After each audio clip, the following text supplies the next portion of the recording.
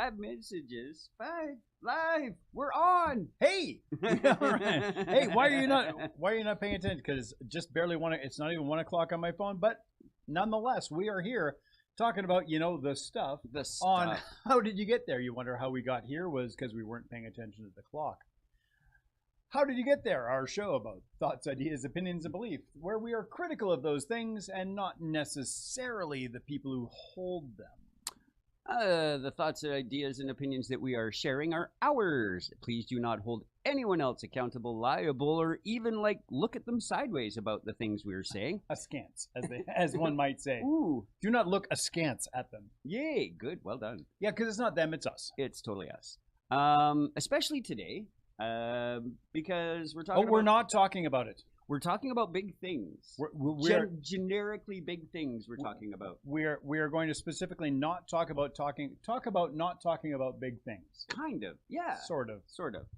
Because we all have to take in the same news cycles. We all have to get up in the morning and do our things. We're all very much the same kinds of people. Alarm goes off at 7 each morning. Yeah. Kind of. We pretty much want 3 hots and a cot, and we want to be cared for. And go working 9 to 5? No. But I do love the... When we work downtown? 9 to 5 is good, because that's But downtown is also good, because it's from a different apocalyptic show. True. Not that a 9 to 5 is apocalyptic, it's just anti-capitalist. Oh, sorry. Little Shop of Horrors is apocalyptic. Yes. As is... good luck, have fun, don't die. Oh, good luck, have fun, don't die. What a great movie that was. Can recommend. That ties into a little bit. Oh, Sam Rockwell. I love Sam Rockwell, yeah. He just gets what better was your with favorite age. Quote? He's never going to make it. Also about the oxygen. Oh, no. Oh, no, we've just displaced. Oh, yeah. Because he was in... yes. Oh, Sam Rockwell. Yeah. Did you open the door? Is there oxygen? You don't know. Yeah, for the Galaxy Quest fans out there. Oh, the cats. Yeah.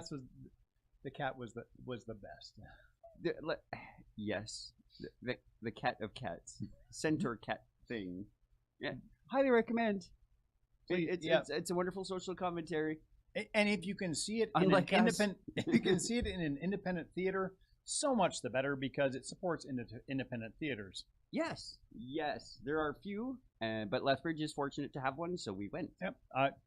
I will miss Len Binning. Yes. But I am glad that he did the thing that he did because of his love of theater and movie theater cinema. Yes. And that it carries on in Lethbridge as an actual thing.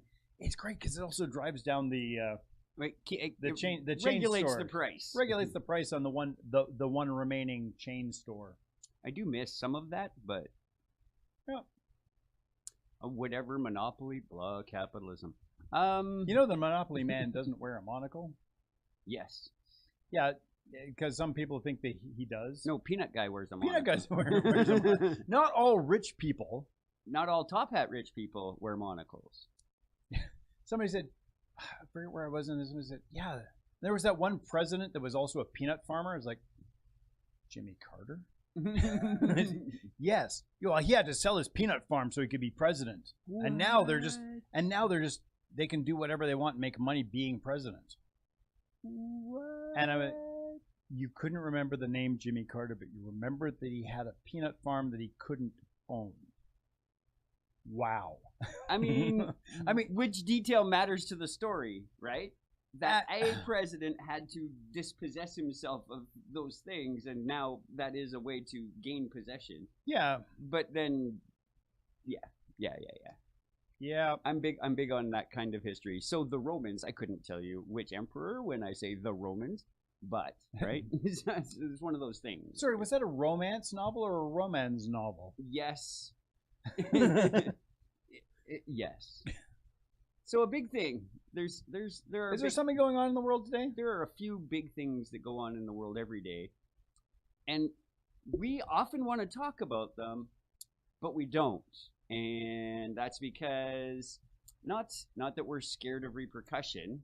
It's more that we don't want to misinform. We don't want to come to a conclusion. We barely want to talk about kerfuffle Part 2. Yeah, kerfuffle Part 2 was not good. No, we make reference to it, but now we're using it out of context and out of time to refer to the actions of modern humans in a different context, performing strongly similar actions like arbitrarily detaining citizens and non-citizens and people of some kind of identifiable minority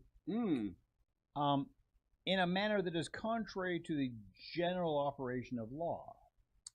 Yes. And yet, we still call them Nazis. Even though they're not literal Nazis, they are. But there's they're performing many of the same tasks. They each carry out sort of a fascistic agenda. Yes. And that's, I claim that that's probably not good. Mm-hmm. Right? Mm-hmm. I am of an ilk that prefers to believe that we should be allowed to do some kind. I'm fairly libertarian in many aspects of my thinking. Feel free to swing your fists. Don't hit anyone. Yep. You or you know, or feel ask free to, first. Yeah, swing your fists in your space. Yeah. If someone else is in your space while you're swinging your fists, that's going to be a little bit more on them. Yep. You should probably try not to hit them. You could warn them. You hey, could warn I'm them. doing this thing in my space. In my space. Ooh, in my space. Hip. Very hip reference. Yep. Yeah, we're not doing it in Facebook. Or Friendster. It's sort of like right between those two. Twitface. You Twitface. Oh, Eileen. Yeah. Yep. Yeah. Yep. That was Twitter and Facebook together. Yeah. YouTube, Twitter, and Facebook. You Twitface. Yep. Yeah. Yeah. So we kind of call people Nazis, and that's maybe not fair to those people, and maybe not fair to Nazis in some cases. I would suggest here's a slight difference between, let's call them the World Kerfuffle 2 people, World War II people. Versus, WWK. Yeah. WK2. World Kerfuffle 2. Yeah. Versus the modern instantiation of a similar ideology. Old school, if you would have torpedoed a ship, you would have stopped for their survivors, regardless of their color or their religion, or if you're at war with their country. We want to stop your machine of war, but we value human life. Yes. Yes. we're However, gonna come back to remind me Star Trek if I forget. Okay. Okay. Saving the survivors. Yeah. It's just a thing that you do. That humans do. There are maybe some exceptions, like you steam through a couple of survivors because you're still getting torpedoed. Yeah, but you're not hunting them. No. You're just avoiding your own destruction. Mm-hmm. Cool. But if you are not under threat, you're not, like, obliged is the wrong word, but if you want to participate with the rest of humanity, you're obliged to stop for the survivors. Yeah, if you're going to want to keep playing, you're going to have to, not be a jackass. Kinda. Yeah. The only pedos. The only torpedoes are the only pedos the U.S. will fire.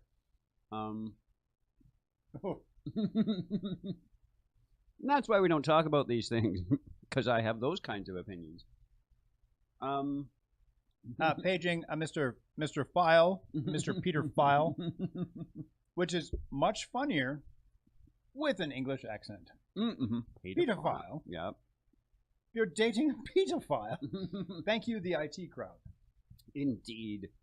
So there is a bit of a kerfuffle surrounding Iran.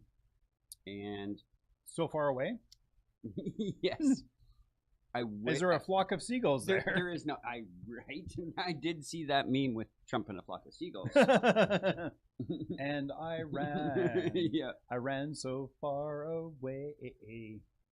And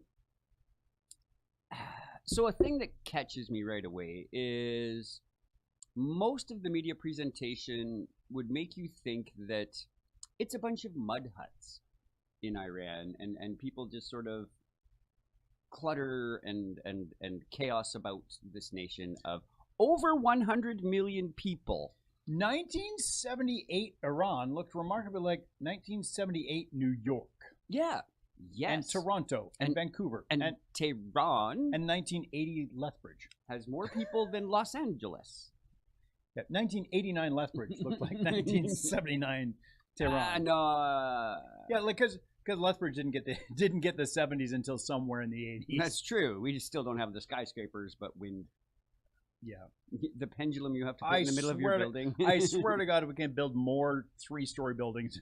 Yes, that is 5 at the tops, right? Like those are big ones. The fact that we have what 8 buildings that are over 5 stories? I think maybe. Oof. Counting the grain elevators. Right. Yeah. So Tehran is it's a modern city. It's a city like any other city. It's very modern. Remarkably, most cities on the planet of the Earth are. Technology is shared out enough, and development is shared out enough that we're all in the same ballpark. Like maybe somebody lives in a mud hut somewhere, but we got that here too. Yeah. There are those that live off grid. They want to say that way as opposed to homeless, but sure. But I think that's one of the first steps if you're going to carry out some kind of action like this is to other the enemy. Oh, othering.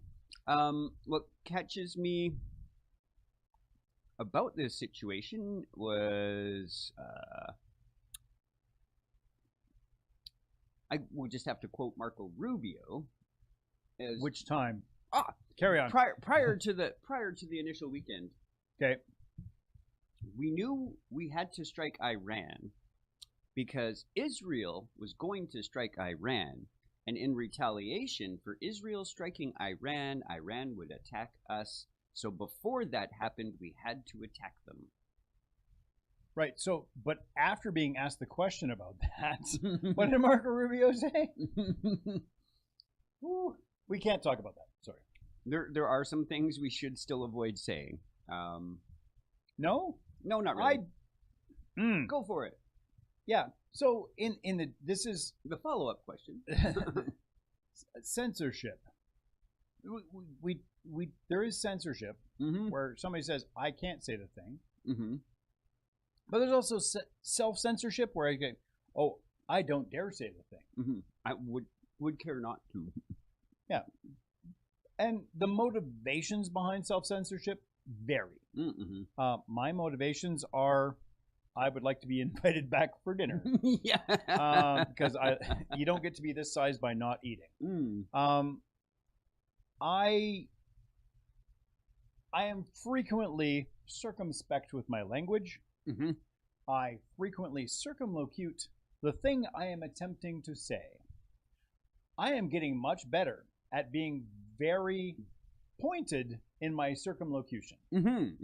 Where it is very obvious what you are referring to without actually referring to the thing. I have never said a negative thing about the thing, but it is very obvious what my feelings are. It would be grand if everyone could, just get along.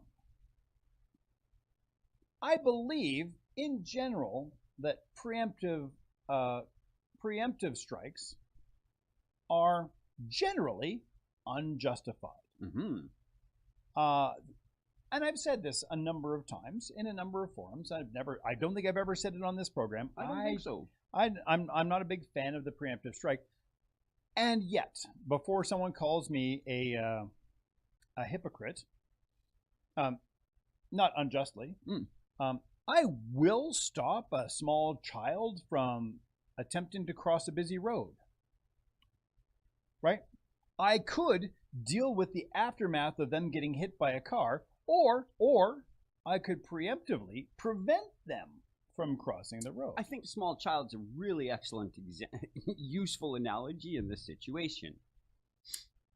One might say, I can see Bob over there is picking up a baseball bat. But Bob, is he going to a baseball game? Bob's been swearing at me. Bob's been swearing at me. Bob's not going to a baseball game.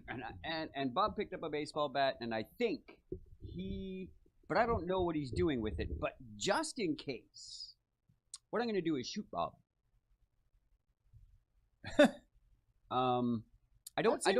That seems proportionate.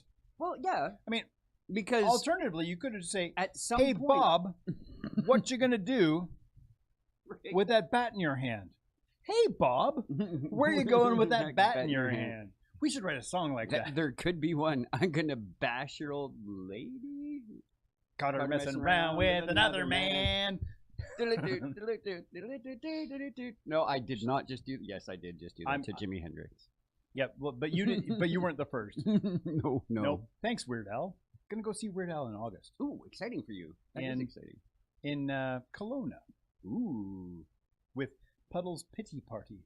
Oh, how exciting for Eric Idle's group of favorites. Puddles is an amazing baritone. I had the opportunity to see him in Edinburgh Fringe Festival. Yeah, just great. Excellent clown. Amazing singer. Yeah. Anyway. So we could just assume that Bob with the baseball bat is going to play baseball, or is going to come beat your head in. There's a couple things I could do about this. We could probably ask Bob. Yes. Once again, what about Bob? So Bob has this existential threat, though, because although we saw Bob pick up the baseball bat, what I've left out of the story is every day I've said to Bob, I can't exist if you do. Every day I say this to Bob, I can't exist if you do. Bob starts taking me seriously. And so Bob picks up a baseball bat just in case I decide to Today's the day. act on my impulse to remove Bob so that I can continue to exist. Now, you see, in the whole time leading up to this, I was existing. That would be my very next first, to Bob. my very first point was actually going to be, but saying Jeff, that, but I'm existing currently in this paradigm. How have you lived these 50-something years? But if I'm Bob, 60, 70 years. But if I'm Bob, and every day I have this threat, this existential threat that looms over me, do I just sit there and take it when I walk over to Bob's house and be like, sorry, Bob, bang? Do I just sit there and take it, Bob? Bob does not just sit there and take it. Bob's like, wait, why don't you come over? Or if you do come over, I'm not going to make it easy for you. Right? There's a bunch of actions that Bob could take, but mostly Bob's just going to probably try and defend himself as best he can with his bat versus me and my gun. He's going to do his best. And it's not going to be easy for me. He's going to move. He's going to maybe fight back. And I might get hit by a bat. Well, yeah. And it's weird because that's how we can talk about things. everybody has feelings about this. And they rarely think about it in terms of, hey, my neighbor has been saying for the last year or so, your yard is going to be the next part of my yard. Well, it's not really. It's that because I'm worried about you and your yard, I need to take some of your yard so that there's a buffer between my yard and your yard. But I have to make that buffer out of your yard. Well, actually, it's it's that one too. But it's also. But now that I'm worried about your neighbor, so I need your yard. Oh yeah, there's those. Yeah. Right. Yeah. And it's the same. Weirdly, I've heard this on the news over the last year. Both the your yard really is and is going to be better off being part of my yard. Mm-hmm. But also the same person has said, well, your yard is really close to my another yard that I don't like, and so to protect myself, I need your yard. Mm-hmm. But also, your yard is pretty terrible, so I'm going to make your yard part of my yard. Traditionally, your yard was part of my yard, and I just want to reclaim my traditional yard. Okay, your yard, you got a lot of help Mm-hmm. from a guy I don't like Mm-hmm. cleaning up your yard because I wasn't prepared to do it. Mm-hmm. And now I want that yard.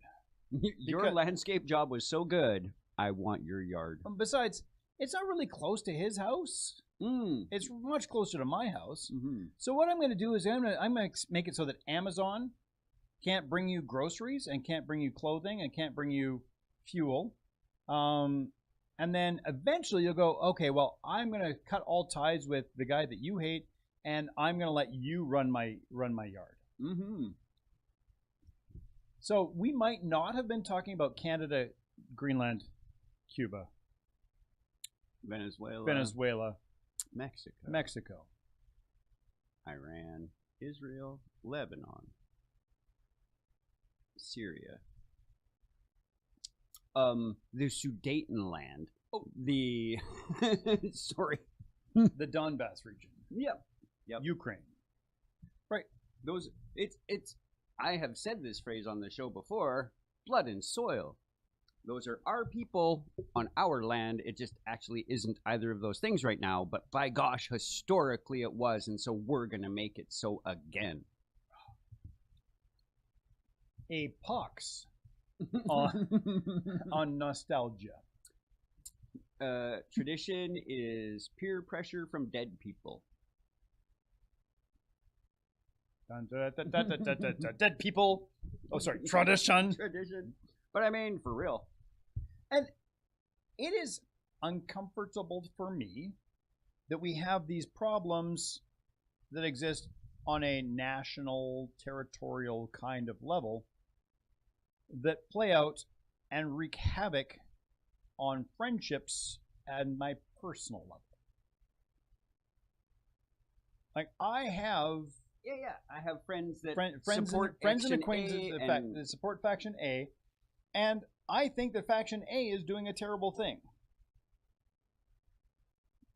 And I don't want, and my friend, and this is not a person, but this is many people in my life, the amalgam friend. the friend, is not a direct member of any of these national groups. Maybe emotionally tied, maybe philosophically tied, maybe religiously tied, maybe historically tied, but is actually more or less, from the time that I have known them till today, majority part of the socio-political group that I belong to. And yet, when I say, I don't think that this party A should be doing this thing to this party B, they say, well, but it's their right. They're doing us all a favor. They're whatever the thing that they're saying, and ignoring the fact that their ally is being remiss in their social duty. Yes. Yeah. Well done. Well done. I was just about to say a bunch of bad words about people, and I went, no. Well, let's. Why don't I euphemize this and say euthanasia? Killed with kindness. Yep. Euphemiside. Well, and I think maybe I'm doing a disservice to everyone involved by my circumlocution. Right? Like, are you better served? I think that's probably going to be a case by case. But generally, are you better served by saying Party A are being stupid, Yeah. anthro, terrible. What's why can't I think of the word now? Misanthropic. There we go. Misanthropic. I heard answer. I'm like, nope, that's not right. Nope. I know where he's going. I had to move. Yeah, Misanthropic. Right. They're anti-human, and it makes me sad. But we can easily too quay and say, but Party B did this, and this is worse. It does not excuse the actions of Party A, right? This building is on fire. Oh, yeah? Well, this building is collapsing in an earthquake. Yep. And so each needs help. Yeah, right. Yeah, it's very much too quay. What about ism is often the defense in this situation that I've encountered. Oh yeah, absolutely. If I'm so left, why am I against the liberation of the people of Iran? Don't I want them to be free? Again, I have a ton of different takes on this. It's like, I don't think bombing them to death sets them free. No, democracy. Also, democracy is not necessarily freedom. No, yeah. And also, democracy at gunpoint certainly is not. Right. Like, you will have democracy and you will like it. Was it Xi Jinping got like the lowest majority ever for a leader in China of only 100%? Yes. In a democratic election? Now, it is a democratic election. Oh, absolutely. Yep. There were other candidates. Yep. But everybody picked the right one. Yes, definitely unanimous support. And sure, do the thing. Do the thing. There's a ton of, you know what? There's like 1 billion plus Chinese people, and they, by and large, seem to be doing an okay job living their day-to-day lives. People generally want to make sure they have a roof over their head, have food in their belly, and it's bonus time if we have people that care about us. Hots and cots. Yep. And possibly tots. Yeah. I mean, tots aren't a requirement. No. Tater tots, maybe. Yes, absolutely. If you do those up like nachos, yeah, so good. Or Mexi fries, as the Lethbridge-based Taco Time franchise branded them. Knickknacks was a really good one. Big tangent now. Yep. Waffle cut fries, but you could basically top it like any sandwich. So you could have like Reuben fries. Oh. Yeah. And that, thank you 80s. Just saying. That's Canadian cuisine.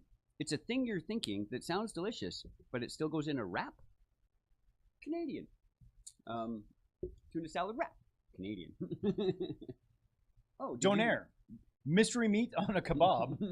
But then in a wrap. In a wrap with mystery sauce. Mystery sauce. Now it's Canadian.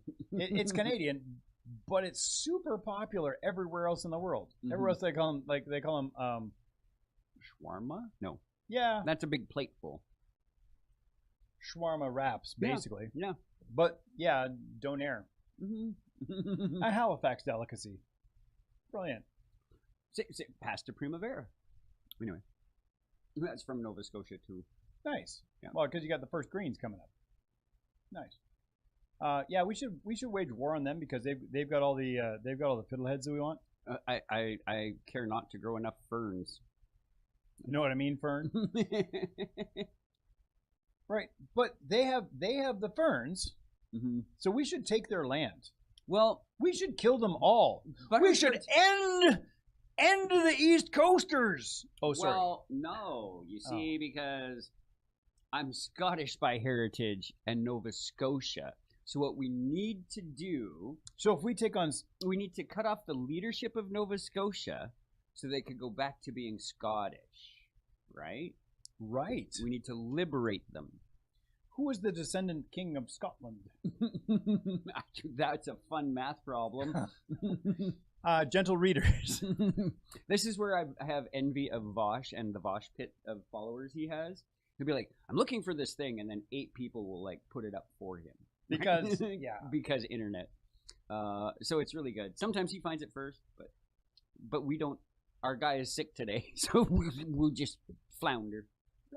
I lobster, but now I flounder. Oh, Canadian humor. Yes. Buddy, what's his name and the other fellers? What a great group.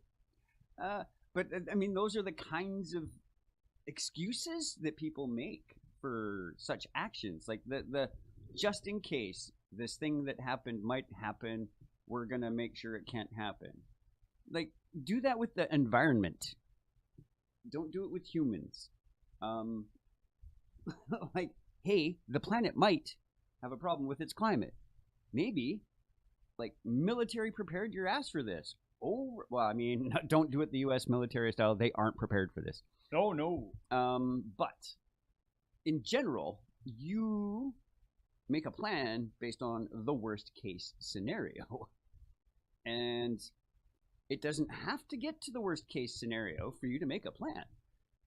What? I know. And ideally, you make that plan before it gets there.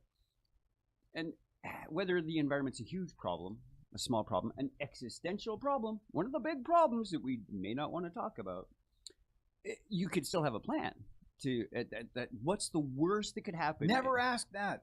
If you ask what's the worst that can happen, you might actually discover that there's something worse.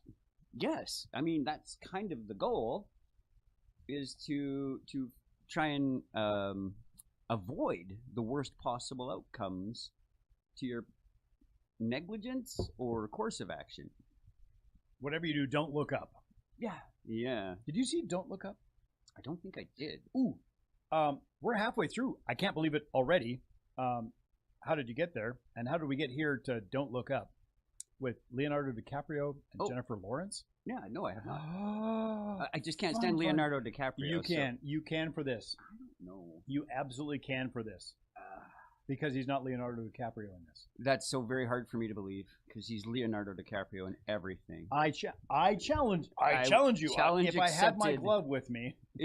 I mean, it could happen. Dustin Hoffman crossed that bridge finally, so it's possible. But Jennifer Lawrence also isn't Jennifer Lawrence. Jennifer Lawrence isn't always Jennifer Lawrence. I don't mind her at all. She is frequently Jennifer Lawrence. Yes, but she gets cast as Jennifer Lawrence.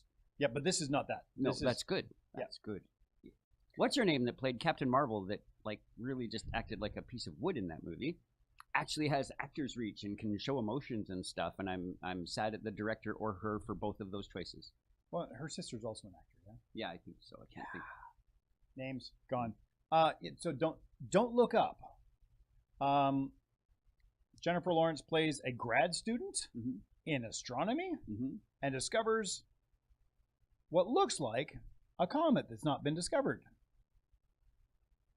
And it's kind of headed, or asteroid or something, and it's biggish and planet killerish.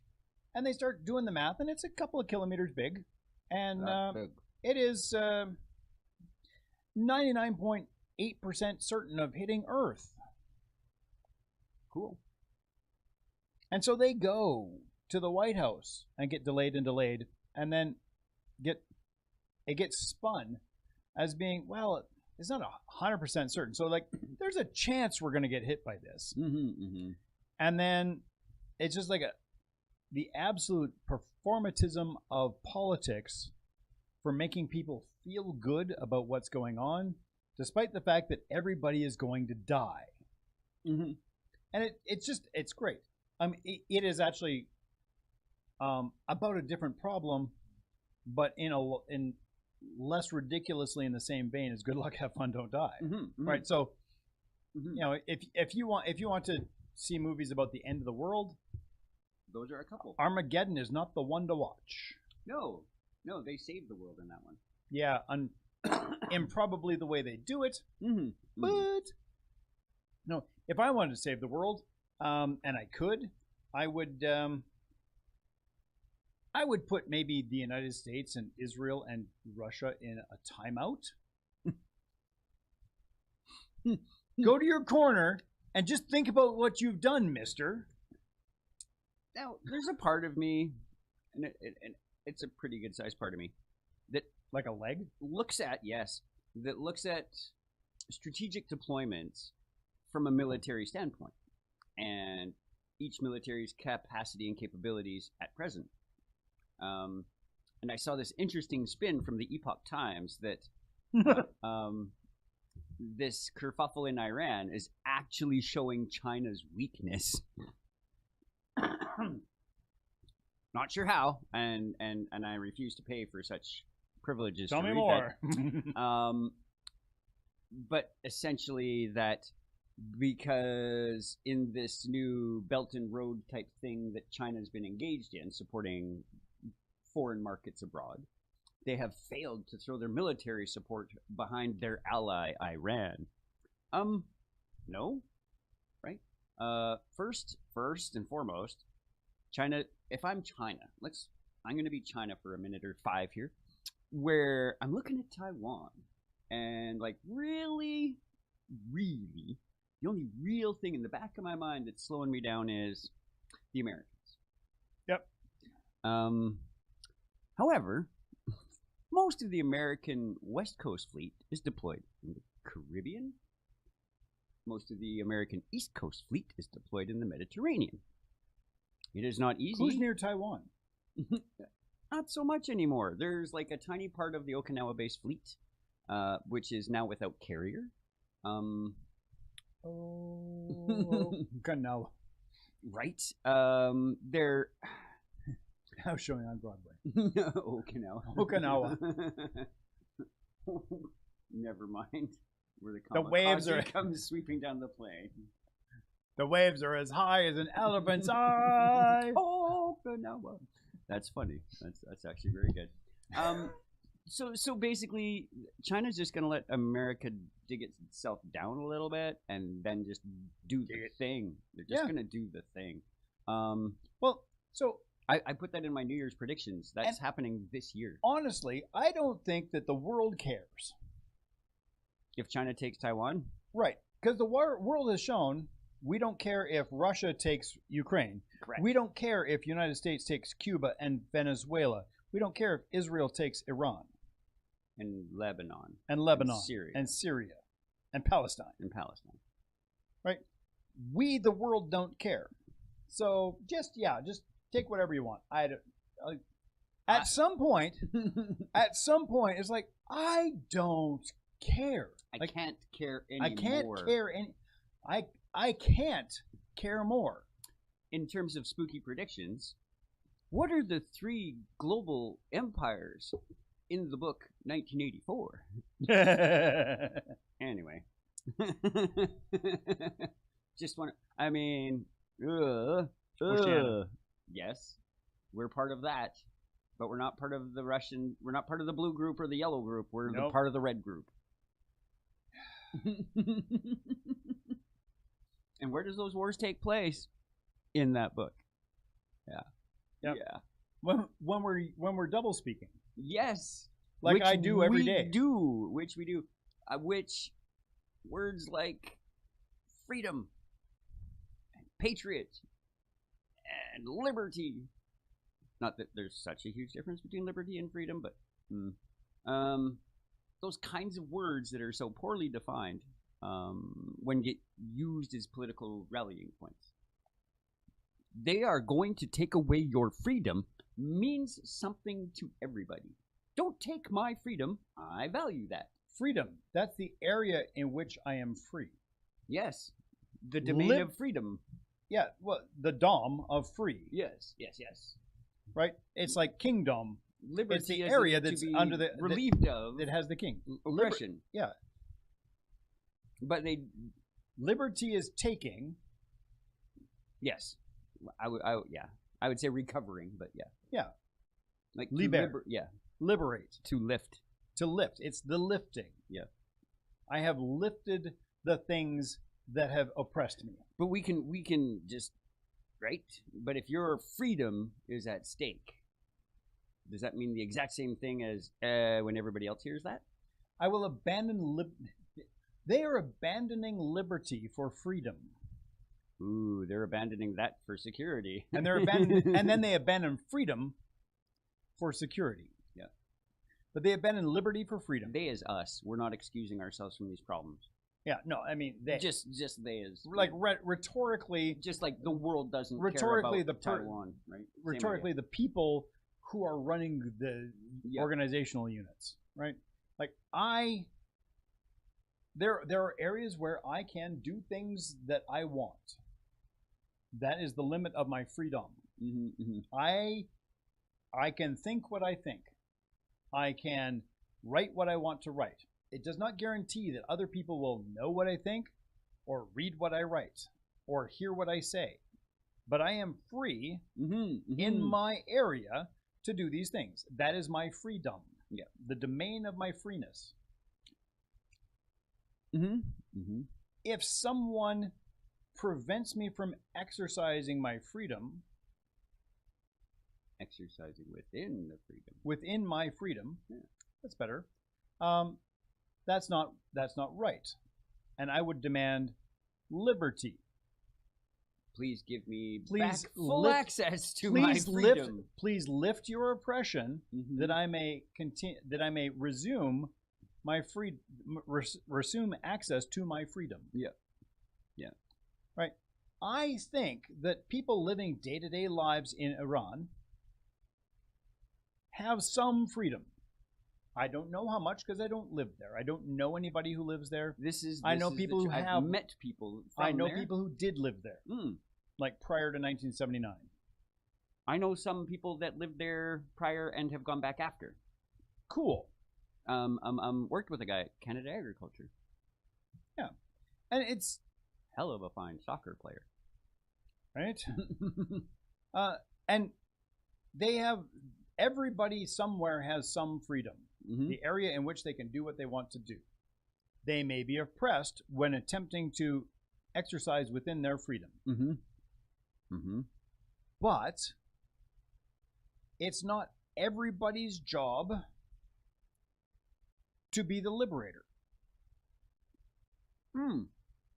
That kind of leads me to the next sort of part of this is the what do we do about it? Like you or me or John Q viewer, what, like these are huge problems. We talk about it. Like I am not going to go stand in front of a Tomahawk missile because that's impractical because they're not ground launched and I can't, literally stand in front of it. Also, it would go right through me, right? Also, they don't have any. So, but I can talk about it. I can express my displeasure. And should I be concerned about who I offend when I say, I am displeased with country A exerting undue pressure by militaristic means on territory B?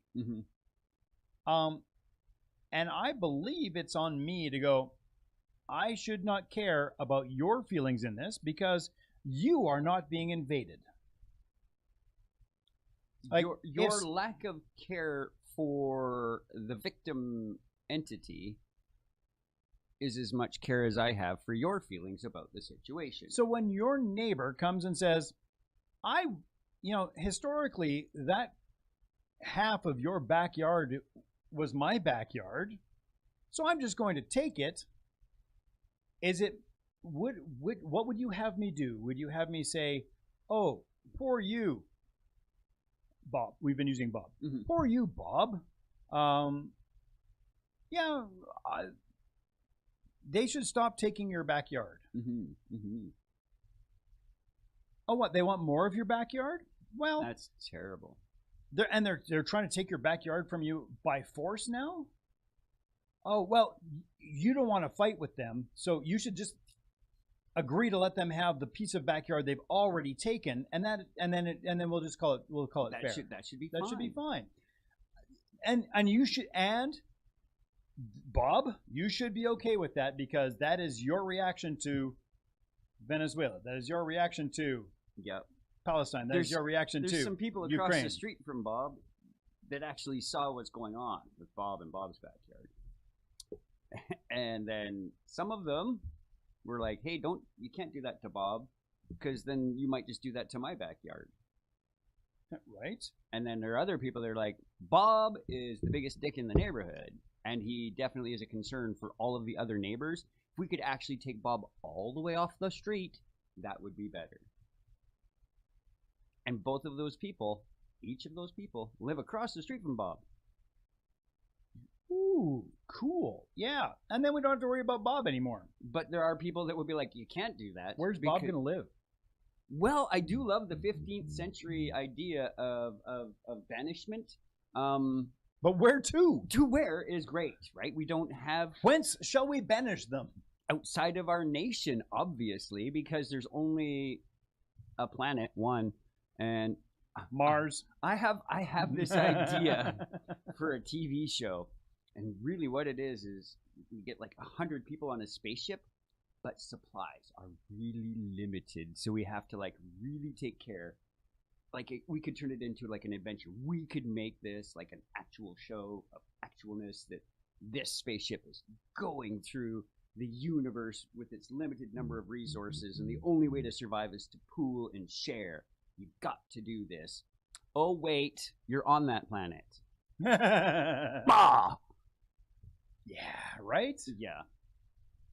Wow. But a lot of people, if you told them you could create a situation where, would you be up for an adventure? Would you come on a spaceship with me if we had to? Do this, do that, do this, do that. But you get to go through all of space. Oh, that sounds exciting. Cool. We're doing it. Right now. Yeah. As I'm describing it to you, it's happening right this minute. Mm-hmm. It's funny. It's weird. Yep. Overreach is scary. It's not quite the same scary as... Underreach is sometimes comfortable. Woo! But overreach is basically where we're at is global average. Like Canada's some of the worst energy users. Like our peak day is this month, where we start using more resources than the Earth gives to us. We have to start piling into the bank of reserve of Earth. Yeah. But globally speaking, we use 1.7 Earth's worth of annual resources every year. And we don't need to, I don't think. What do we do? What is some of it that we're using it for? Is it for getting more resources for other people? Mm-hmm. Yeah, and that seems like a lot. And part of the reason Canada uses a bunch is we choose not to be cold in the winter, and we choose not to be too hot in the summer. The cold one makes a lot of sense to me. The warm one is convenience, comfort. Yeah, I simultaneously am happy for and regret my decision to get air conditioning in my house. I do not have a house that is constructed to be conducive to natural cooling. Bungalows are bad for that. Bungalows bad for that. Mm-hmm. So I got AC, and I run it as little as I possibly can. I have it on the timer system, so that when you're not home, I know when I'm not home, and it will turn itself off, and it will let my house get up to 27 degrees inside before it even attempts to do anything about it when I'm not home. That's pretty good. And when I'm home, it will drag it down to like 22. I don't need... You don't need frosty. I don't need frosty. Besides, if it's hot enough outside that I need to put on my air conditioning, 22 feels frosty. Yep. Then again, when I'm home and it's winter outside, I rarely heat my house above 22. Because I have sweaters. I just like a warm house. Oh, I love a warm house. Yeah. But I'm just not going to do it. Yeah. Like I have sweaters. And I don't have air conditioning, so I use up my extra credits in the winter. You have a 2.5-story house. Yes. And you live in the hottest part of it. I do, and I still don't use air conditioning. No, but you have air conditioning because you have it. I can open my window and let a great amount of the heat out. Eventually. Yes. Depends on which way the wind doth blow. Any way the wind blows. It's been so long, I get excited when I hear the wind blows. So, should we talk about things that are traditionally not talked about? So, I mentioned in the pre-show that you were not privy to. You might have been. We started unknown. Oh no, we were in a whole other location. Oh, okay, so this was not on at the time. The TikTok content creator whose name I can't recall, and I regret that I can't give a proper shout out here. He's the dad that deals with stuff on the phone on behalf of his daughter, who he calls Evangeline. And every single problem that happens, he will just address it straight on. And the most recent one I saw was the daughter was not permitted to go to the bathroom a second time in a class to deal with her period. Yeah. And he was like straight up as dad saying, yeah, this is wrong, and calls it out. She's having her period and she needs to deal with it. You need to let her go to the bathroom. And he was very blunt. Yep. Part 2 of that video was, oh, you also texted your mom? Oh, and she's on her way? Okay. Well, I got your mom here. Yeah. Oh, you're going down there right now. Did you want me to? You know, you don't want me to come along. Even though I want to see the carnage. Okay, I won't go. I won't come along. Yep. Oh, all right. Oh, yeah. I have been the dad that has dealt with that at the school. Right. And in such a way. Well, exactly. And you just talk about the thing. You say, this is not acceptable for you to be doing this thing. And the more people who say, this is not acceptable, either, well, you get shot, right? Or people just sort of buck up and go, yeah, this is not acceptable. I can't do this thing anymore. And it's, in international relations, it's never going to be the politicians who are doing the thing, or the warmongers, or whoever they're doing the thing, that you can sway. What you can sway is their people. The people that, for the most part, even in a dictatorship, the leadership still fears the people. Because there's one dictator and a gajillion people. So if for example, a bunch of Albertans were to say, hey, we don't think that targeting immigrants by forcing them to pay extra for health care that should be covered under the taxes that they already pay, and also blaming them for all the deficits that are not their fault, as they're paying taxes, and changing the driver's licenses to specifically identify people who are not Canadian but also have their healthcare number on there, so you can tell who to charge extra to. I think if I were living in a province like that, I would do more than just go, I don't think that's a good idea. I think I might get on air and say, I don't think that's a good idea. We encourage others, right? Talk about it. To talk about this. Like, it's not, you're gonna run into people that think it is a good idea. And that's okay. They're allowed to think that. Believe as you wish, but in awareness, your beliefs are going to guide your actions. Yep. So when someone confronts what they believe is your erroneous belief, then maybe just have a listen. Like, you don't have to agree. Just try and understand what they're telling you. Like, to a degree, I have some respect for the Alberta separatists who are standing on the street corner trying to flag people in to sign their petition, because it's a thing they believe. It's a thing that they believe, and they are doing the thing within the law, although the law was changed to accommodate them, which I have a problem with. And I support their right to do the thing, but I do not agree with their thing, and I will actively tell them I do not agree with their thing, and I will campaign against their thing because I think their thing is wrong. Yes. And if my arguments, ideally, if everyone who thinks their thing is wrong goes, we think your thing is wrong, then we will build up. But if you sit there and go, well, I don't want to get involved in it, therein lies the problem. It is the 1/3 of humans that just allow the other 2/3 to fight it out, that are just as guilty as the other 2/3 fighting it out. Yeah, so when we talk about things that require a clear majority, what do you mean by clear majority? I mean 60%, but But is that 60% of the people who can bother, or is it 60% of all the people? Like honestly, Right? What I makes feel it- like 60% of all the people. I think so too, and I mean even if we were to have an anti-immigration question on a referendum, Stupid idea, but sure. imagine that some province would actually be so bold as to try and be very 1930s Germany about this. Seems crazy. What to me a clear majority would be 60% or more of the franchised people. Right? 60% of the people eligible to vote Yes. must vote in favor of the thing for it to become. Right, just because they didn't care enough to vote doesn't mean that Doesn't mean they're in favor. right. It's the abstentions. If you were to look at it like a board meeting, the Yep. non-voters are the abstentions. So you would still need a clear majority of the total population. You need to of the outweigh franchised. those in favor and those abstaining. Yes. Similarly, to pass something, I think that you should have to have Yeah. the majority of people in favor, Greater than abstentions abstentions, and rejections. nays. Yeah. right? Then that to me is a clear majority. A majority is 50% plus one of the people who bothered to vote. Yep.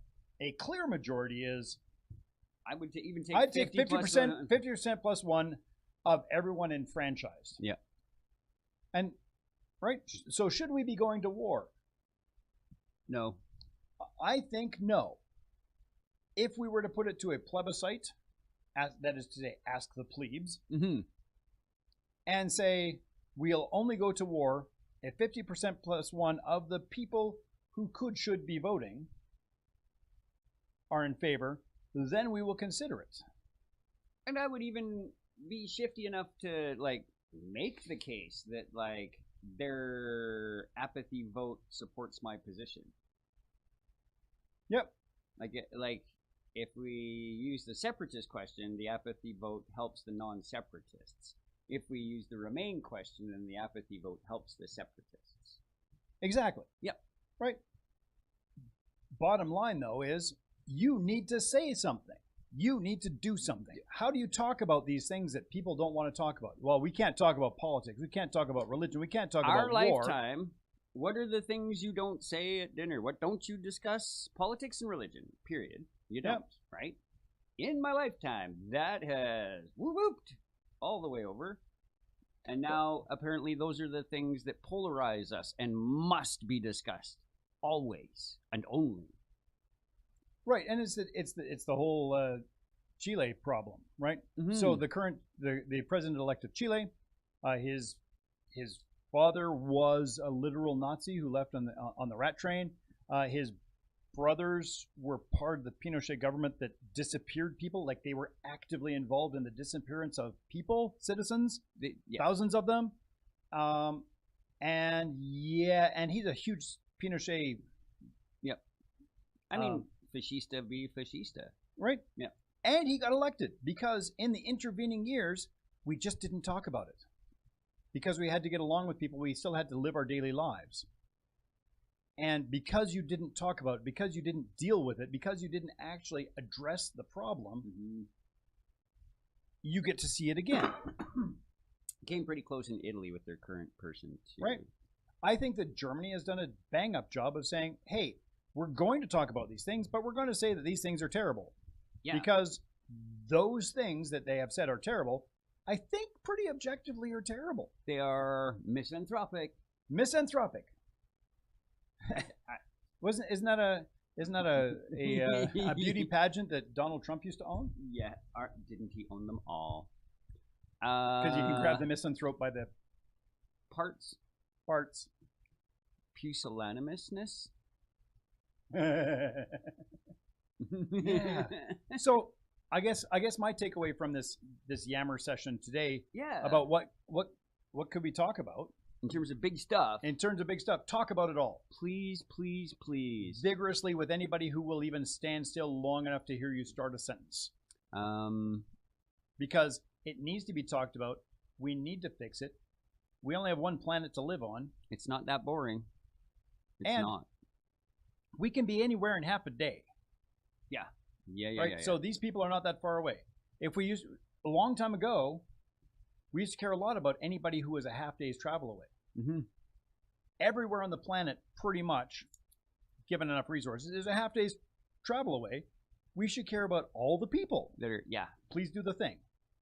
Yeah, roughly. I mean, if I take a boat, it's 14 days to the other side, but like, I can get in a really fast plane and be there in like 12 hours. Yeah. Yeah. If I could charter a jet, I could be at the South Pole in 12 hours. Mm-hmm. Mm-hmm. But I can't, so I won't. Yeah. I regret, however, we're out of time. That is, yeah. I was gonna say This hour went fast. we did talk about a bunch, and so Without I hope saying enough. a whole lot of things. I hope enough just to start everybody else's conversations to make sure these conversations stay active, stay alive, because nothing is off limits. We just restrain ourselves because we're in a public place and we don't want to present misinformation. Yeah. And you know what? If you disagree with someone, please just take the time to find out how do they get there. Yeah. You might learn something. Thanks. We'll be back in a fortnight. We'll see you then. Thanks, Jess. You might have the